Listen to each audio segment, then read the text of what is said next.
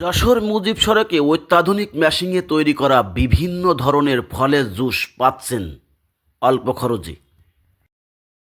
তো সম্পূর্ণ ভিডিওটা দেখুন, তাহলে বুঝতে পারবেন কিভাবে বিভিন্ন ধরনের ফলের জুস এই বিভিন্ন অত্যাধুনিক মেশিন দ্বারা তৈরি করে থাকে তারা। আপনার পছন্দের ফলের জুস খেতে আপনিও একদিন আসতে পারেন।